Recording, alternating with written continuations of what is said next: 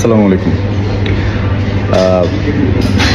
ছোট্ট একটা confusion create হয়ে আছে সোশ্যাল মিডিয়াতে। বিভিন্ন জায়গায় বিভিন্ন রকমের নিউজ হচ্ছে আমার শারীরিক অবস্থা নিয়ে। এটা নিয়ে আসলে ঘাবড়ানোর কিছু নেই, নিউজগুলো ফেক।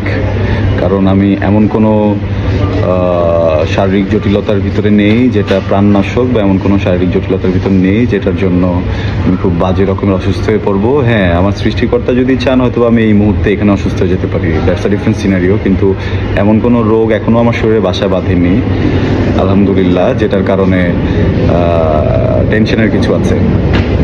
এখানে একটা বিষয় হচ্ছে, আমরা অনেকেই স্মোক করি। হ্যাঁ, আমিও করতাম, এখন সেটাকে অনেক কমিয়ে এনেছি, বা 3-4 দিন করি না। হ্যাঁ, তো সেরকম একটা জায়গা থেকে যেটা হয়েছে যে আমার লাংসে ইনফেকশন আছে। কিন্তু এটা এমন ম্যাসিভ কিছু না, যেভাবে নিউজ হচ্ছে বা যেভাবে টাইটেলগুলো দেওয়া হচ্ছে। এইটা একটু জটিল হয়ে দাঁড়াচ্ছে আমার দর্শকদের জন্য, আমার পরিবারের জন্য, আমার ফ্যান্সদের জন্য।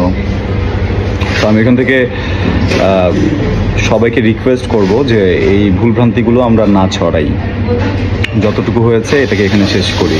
যারা নিউজগুলো করেছেন আপনারাও আসলে আমার পরিবারেরই অংশ, বাইরের কেউ না। আমিও বুঝতে পারছি আপনারা কনসার্ন, কিন্তু আমার মনে হয় যে নিউজটা করার আগে যদি আমার সাথে একটু কথা বলে করেন তাহলে এই জটিলতাটা থাকতো না, বা এই ধরনের কনফিউশন ক্রিয়েট হতো না।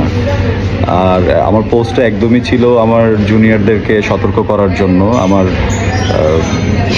অনুজদেরকে একটা দিক নির্দেশনা দেওয়ার জন্য, যেন ওরা সিগারেটটাকে হচ্ছে গিয়ে লাইফস্টাইল হিসেবে বেছে না নেয়। তো আমার মনে হয় যে আপনারা যদি এখানে নিউজটা করা বন্ধ করে দেন, অ্যান্ড এগুলো শেয়ার করা বন্ধ করে দেন, অ্যান্ড ওই নিউজগুলোকে উইথড্র করে নেন, এটা আসলে ভালো হয়। বিকজ এটাতে মানুষ ঘাবড়ে যাচ্ছে, মানুষ ভয় পাচ্ছে। আমার মা নিজেই অনেক ভয়ে ছিলেন, সকালে উনি ফোন দিয়েছেন হঠাৎ করে আমাকে টেনশনে। তো এগুলো তো একটু ডিফিকাল্ট।